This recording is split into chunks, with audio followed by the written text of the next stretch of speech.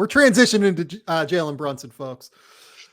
The Knicks have moved heaven and earth, essentially, to acquire Jalen Brunson.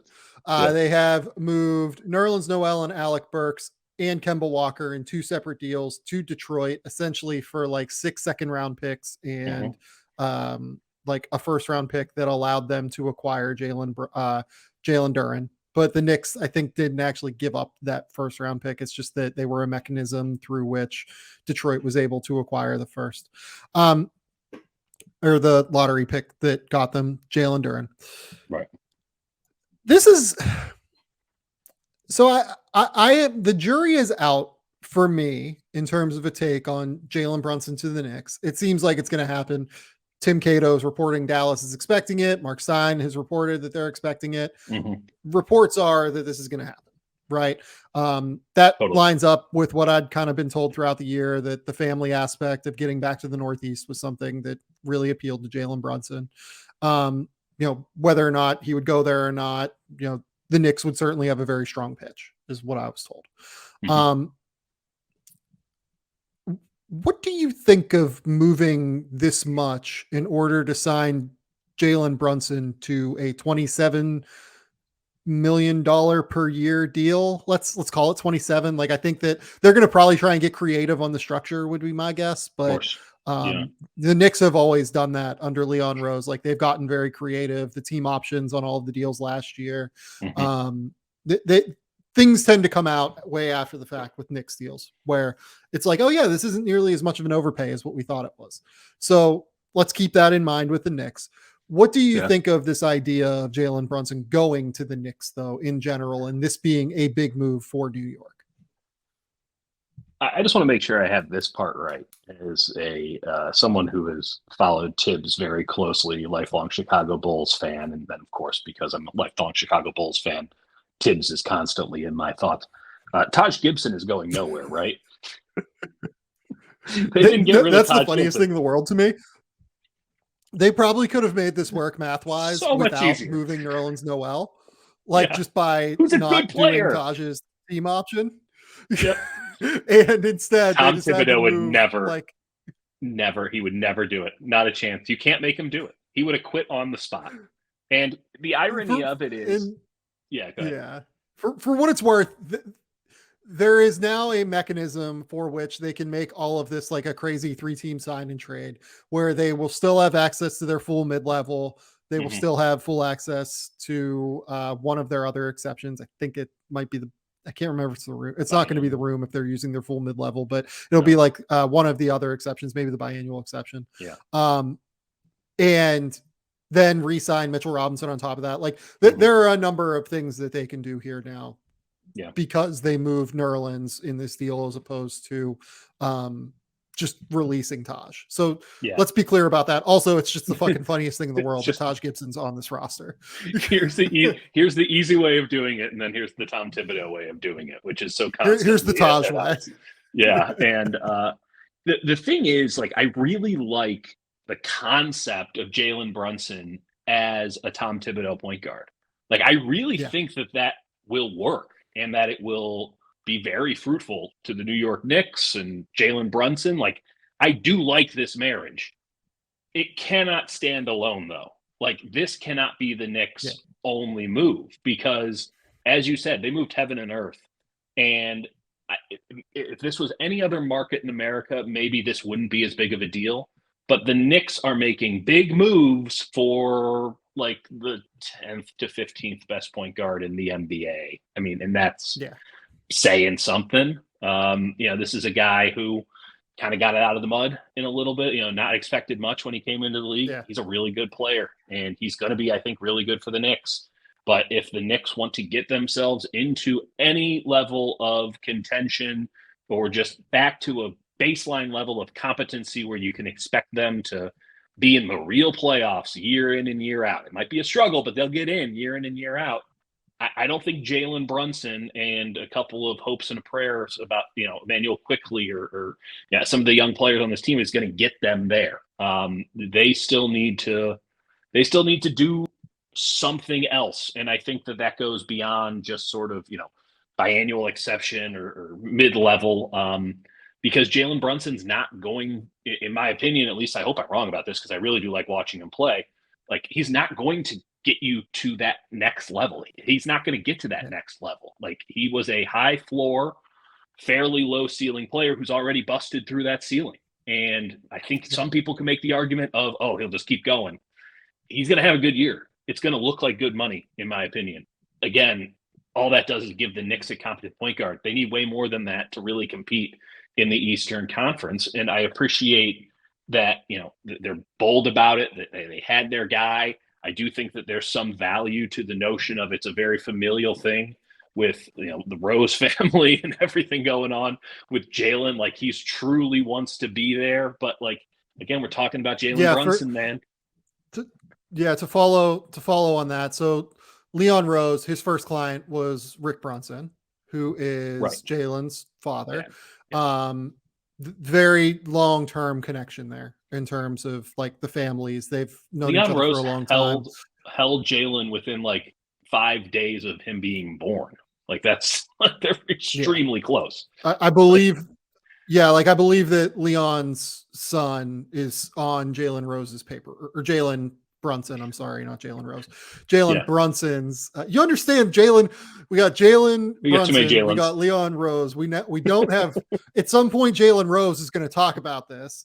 Like, we've got too much going on. But like, I think his name is actually Sam Rose is on Jalen Brunson's paperwork in terms of agency representation.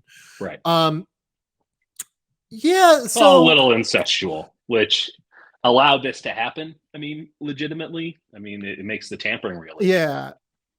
I like the idea of getting Jalen Brunson to New York. I think Jalen Brunson's a great player.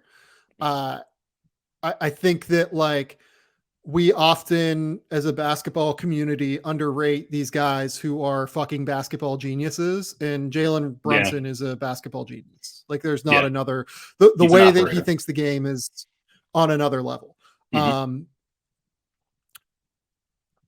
just think that there probably has to be another move. There probably has to be another move here is my thing. Like, be it moving Julius Randle. Like, here's the weird thing about this too. Like, all of Jalen Brunson, RJ Barrett, Julius Randle, like, everyone's like, oh, cool, like the 3 lefty lineup. The thing about that is, though, that all 3 of these guys are very left-hand dominant and need the ball typically on the right side of the court to get downhill on the move going to the left. And I wonder if there's like a bit of an overlap there in terms of just the way that they're able to operate in the same spaces, and like they're all going to be running into each other. Spaces. Yeah, it could be that. Yeah, like that actually worries me a little bit with this trio. I really like RJ Barrett. Like, I think RJ is going to be a top 3 guy on a really, really good team. Like, I think RJ is going to be a borderline all-star. I think that Jalen will help to actualize RJ on the offensive end for sure. Like, I'm actually in on the idea of that, despite the like left-hand dominance idea. If it's just those 2, the one that doesn't fit to me is Julius Randle, and I don't know what they're going to do with him. That's what I'd be probably looking to move Julius Randle. If I was them, maybe that's their other shoe, is that they're going to try and move Julius here. Who's interested in Julius Randle at the money he's at? I don't really have an answer to that. It's kind of what I'm struggling with. So I look, and on some level, I think if you're the Knicks, you probably do just sign Jalen Brunson, you extend RJ Barrett, and you then, continue down this road of trying to get a star, right? Like, you have all these extra assets. You traded, the 11th overall pick for 3 first-round picks from the Oklahoma City Thunder. You have this extra Dallas pick still. You have your picks. Like, there are a lot of avenues that could open up down the road, even if there isn't a star available right now. There are avenues that could open up down the road that could make this look different in hindsight. I don't even want to say it looks bad, because I don't know that it doesn't look bad. I don't think I'm quite as low on this as everyone else seems to be. I don't know that I love it. It's just not sexy. There's nothing sexy about bringing in Jalen Brunson. He doesn't sell jerseys, man. It's not anything like what the Nets did, but that might be a benefit. That might be more of a feature than a bug. Like what the Nets are Yeah, doing it really could hasn't be. worked yet. So you have Tom Thibodeau as your head coach. You're going to be winning on effort and grit and probably burning dudes out. There's only so many point guards that can actually do that, what Tom Thibodeau wants them to do in the league. Yeah. Jalen Brunson is unquestionably one of them. So it's a great move for the Knicks in that regard. It just doesn't win the PR game. And it's not ultimately what needs to be done. It can't be it for them. And I'm really glad that you brought up the three lefties thing because, again, I have no idea what you do with Julius Randle. And I think that there's a lot of that Julius Randle aftermath that's sort of seeping into this where, okay, now the Knicks are all in on Jalen Brunson, like just, again, moving heaven and earth to get him. Well, they gave all the money to Julius Randle after 1 year. Jalen Brunson's breakout year was been 1 year, really. I know it's been developing here for a minute, but he really came through 1 year. There's not a lot of faith in the Rose administration. Where he's where he's a $27 million player, it's been 1 year. For sure. Totally. So I understand Knicks fans who are starving for a true superstar. One, they're not getting it, even though he's going to be a damn good player for them. And two, there's not a lot of faith in, the fact that the way that the Knicks have done business up until this point where they've overpaid overachievers. And you can look at Jalen Brunson, and I don't think this is correct, but you can look at Jalen Brunson and say, here we go again. So they need to do something else. Yeah. And then the issue is it's still the Knicks. It's still, the White Plains Knicks. And I don't know who's deeply interested outside of Donovan Mitchell of going in. And I don't know if Donovan Mitchell changes everything for them either. Yeah, and it seems like Donovan isn't available, first and foremost as well. Based off he also is under contract by the Utah Jazz. Yeah, so I think that'd be cool. Go get Donovan Mitchell. That'd be great. Yeah. But I, on some level, shouldn't we just be we've been talking about the Knicks as a free agency destination that people don't want to go to for years. Yeah. They just got look, say whatever you want to say about Jalen Brunson. They just got the guy that everyone wanted to get. I mean, college basketball recruiting, they had to do put the dad on staff, put the cousin in the administration office. I mean, they had to go full court press, on top of the duffel bag in the embassy suites. It's again for Jalen Brunson, they're not even getting a true 5-star.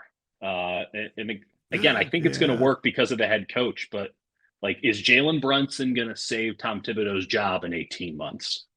I don't know. It just feels it just feels like if this is as high as it gets, cool, you're the 6th seed.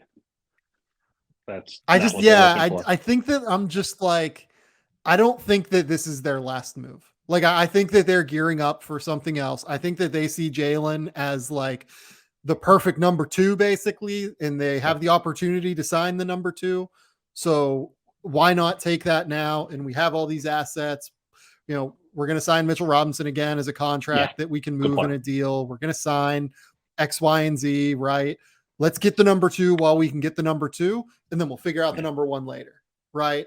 And I don't hate it. I'm sorry. If this was any team other than the Knicks, it would be a much more sane play. It would just feel better. I love everyone who's shitting on this deal. Seth Partnow is wait, how did Jalen Brunson get this much money? And I love Seth, and I don't even think he's wrong necessarily. No, he's not wrong. I just also kind of want to go, you know what? This is the Knicks. Jalen Brunson is a good second or third option on a playoff team. We literally just saw it. And we saw it with, maybe one of the 3 best players in the league, maybe you can slide him back into being number 3 option. RJ can slide up into being a number 2 at some point, which I think is what their hope is. Yeah. I don't know. I'm fine with this for Dallas. It feels very Charlotte. It feels very Charlotte Hornets. That's the problem. This is just what the Charlotte Hornets do. And it's there's nothing wrong with that because the Charlotte Hornets aren't a perennial, contender. They're not playing at Madison Square Garden. And it's just, you have to match your market. And the Knicks they just don't match the market. And until they do, it's going to be held against them, even when they make a good deal like this one. Were you going to ask about the Mavericks? Yeah. Because I don't know what the hell they do. I don't know what the hell the Mavericks. So this is a problem. So like there's been a couple reports that like Nico Harrison has seen this coming for a little while, right? Like I think Tim Cato said that like it's been the expectation for a while.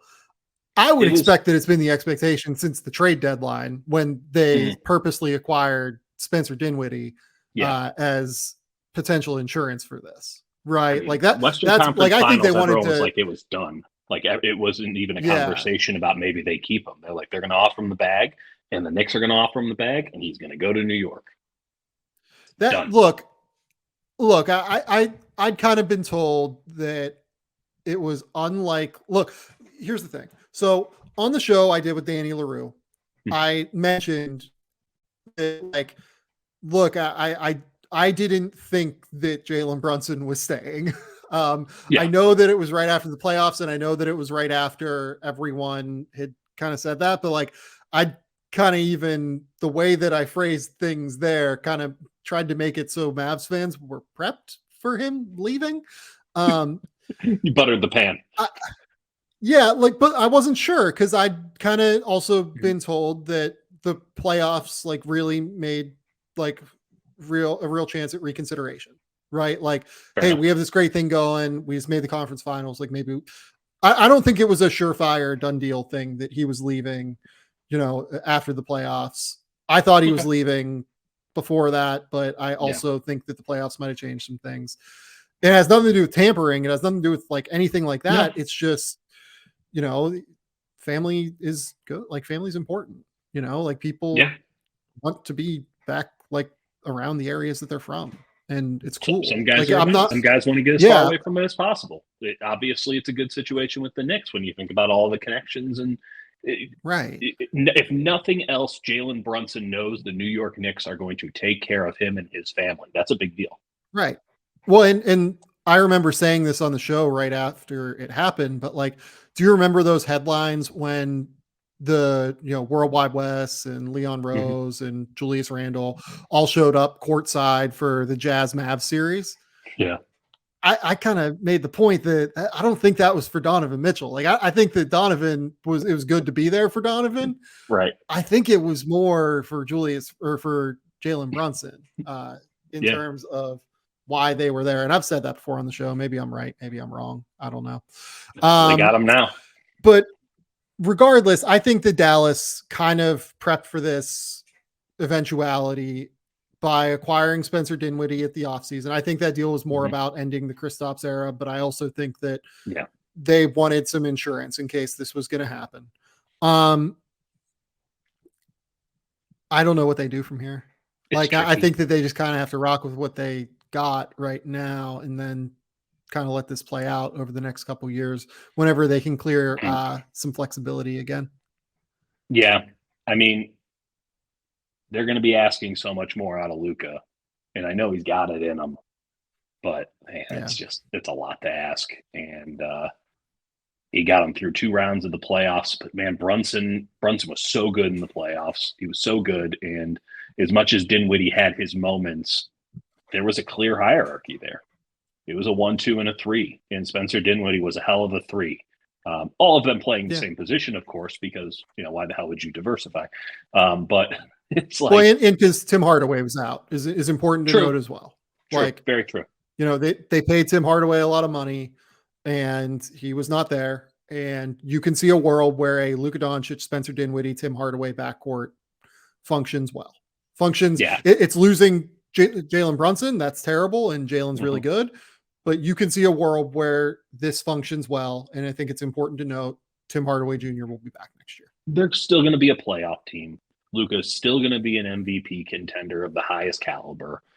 They're just not a team that's going to have anyone say that they're going to be playing for a championship at any point during the month of May. There will be in the tournament. They might even win a round, but no one is going to be as they were, and with plenty of justification at the moment, before the Western Conference Finals, saying Mavs in 6. No one's going to be predicting in any way, shape, or form that the Dallas Mavericks are going to be playing against an Eastern Conference champion. And I was real dumb. I said Mavs in 6. I thought the Mavs were going to win that series. I'm a fucking moron.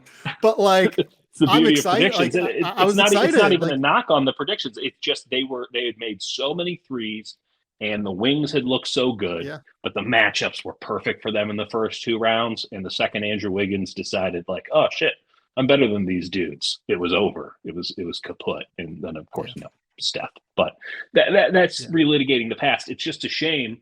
I mean, it's almost, again, as I mentioned earlier, like the Hawks took that step back this past year after going to the conference final. Like Dallas, I think, is inevitably going to take that step back just because they won't have their clear number 2. And Tim Hardaway Jr., great. And it's a little bit more diversification. Great point by you. But like, come on now. You're running a 5-out system. It's going to win you some games. They're going to lose some games off of it. They're going to get like between 47 and probably about 47 wins. They'll be fine, but they're not getting over any hump for a minute or two. And with the beating Luke is going to take, we're going to be having an interesting conversation about them this time next year, I imagine. Yeah, I mean, it's just going to be a lot more on ball. Like they're going to need a lot from Spencer Dinwiddie to be able to carry some of the load for Luka. Yeah, maybe Spencer can bring it back a little bit. I hope he can, because watching Spencer with Brooklyn was really fun. Yeah, that'd be great. Yeah. That'd be great. But you're also betting on Spencer Dinwiddie's legs. That's a big bet.